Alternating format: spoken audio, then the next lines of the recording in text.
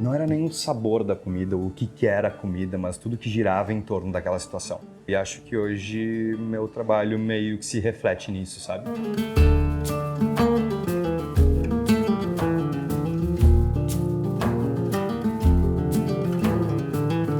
Mas eu tenho uma referência muito forte do nhoque da mãe, do pudim da mãe. Não tinha uma variedade tão grande, sabe? Em casa tinha massa 4 vezes por semana. Tipo, arroz e feijão, assim, tipo, era massa com qualquer coisa que tivesse. Chegou um momento que eu acabei indo viajar para Itália, e aí para mim foi um divisor de águas, assim. A cultura de comer do italiano era algo que para mim foi meio que um choque cultural muito forte, assim.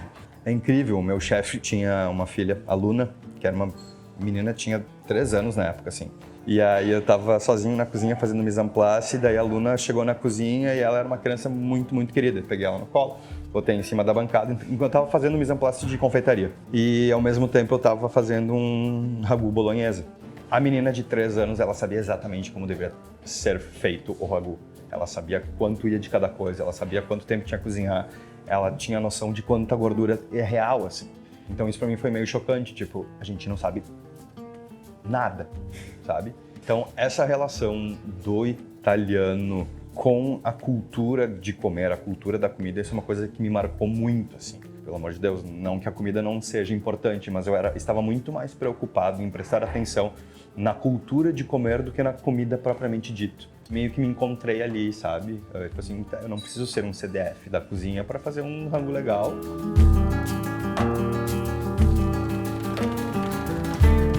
Logo quando eu voltei aqui, uma ex-colega minha de faculdade, uma ex-professora minha, estava com um projeto de abrir um restaurante italiano. E aí elas me chamaram e a gente acabou entrando numa sociedade e a gente abriu um restaurante que, assim, era um baita restaurante. Tipo, a comida era muito, muito foda. Era muito legal, ainda mais esse processo criativo que a gente tinha lá, que era juntar todo mundo e fazer um brainstorming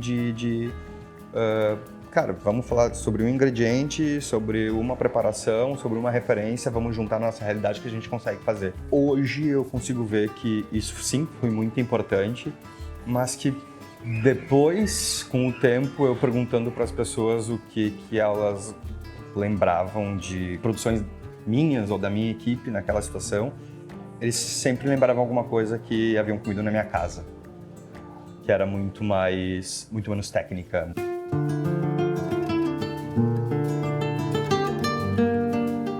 Tenho memórias boas de rangaceira na minha casa, sabe? Por mais simples que seja. E aí começou a voltar essa sensação de que tá, beleza, aquela experiência que eu tive na Itália, sabe? Com o que eu tô vendo agora aqui. E aí começou a história de pensar, talvez, de ter um espaço.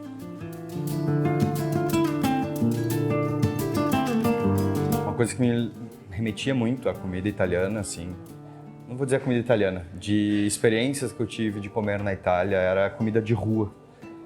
Tipo, de ir pra festa e querer ir pra casa e sonhar com um X, né?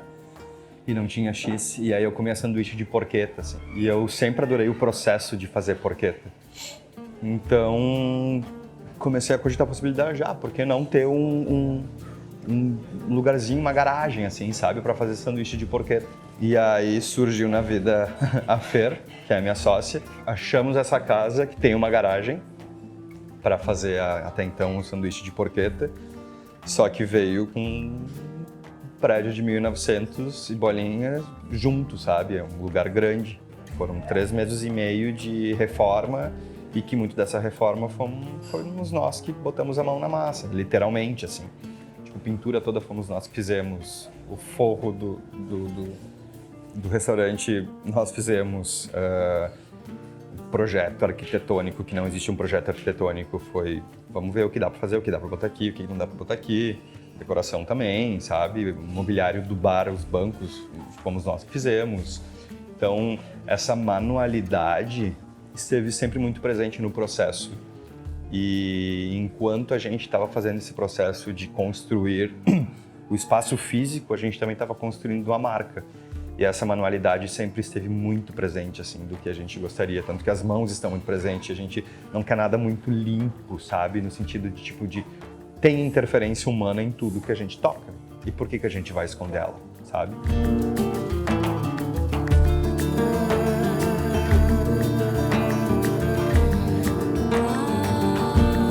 É muito importante que a gente fale sobre a manualidade e que existem pessoas por trás de um negócio e que a gente não é uma indústria. O indivíduo em si, ele é responsável porque tu vai receber no prato. E nem sempre vai estar igual, porque a gente não é máquina e porque talvez hoje a gente queira fazer diferente e porque hoje a gente talvez não queira fazer. E é isso, sabe? A gente diz que o caos meio que reina, sabe? E eu gosto da situação do caos visto pela física, sabe? Que é movimento de mudança.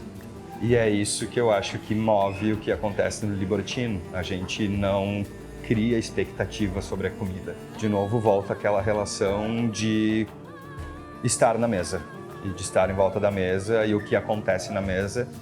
E a comida é mais um ator do que está acontecendo ali.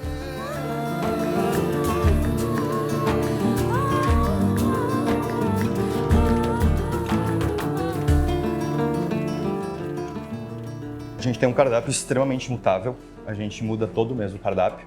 Temos algumas seleções assim de alguns pratos clássicos, que são massas italiana.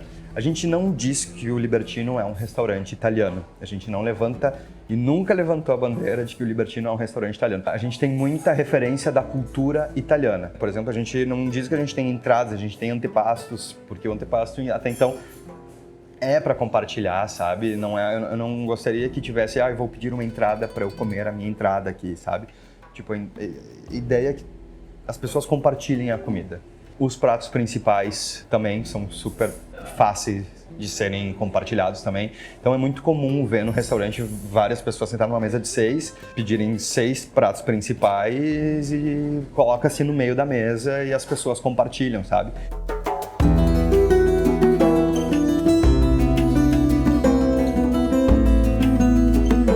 E aqui a gente não tem essa referência de vou num restaurante no brasileiro para comer um vinagrete de língua. Que isso tem em toda a casa do brasileiro, sabe? Por que a gente não pode fazer no Libertino? Então hoje a gente faz, por exemplo, no menu de agora a gente tem um vinagrete de língua. Eu faço esse paralelo com a cultura de comer italiana, trazendo para a realidade brasileira. Tipo, a gente não tem todos os ingredientes que a gente consegue na Itália aqui. Ou se tem, são muito caros. A gente tem a nossa realidade, a gente está no Brasil, está em Porto Alegre em 2023. Tipo, a gente está começando, a gente não pode ficar comprando guanciale assim, sabe? Lardo, Olive Tadiaschi, sabe? Tipo, não é a nossa realidade. Então a gente se adapta com o que a gente tem. Então, o foco talvez não seja necessariamente o ingrediente ou o prato, sabe, italiano, mas trazer referências do que é comida boa pra gente e esse rolê de que rangaceira na mesa, sabe? Simples, sem ser simplista.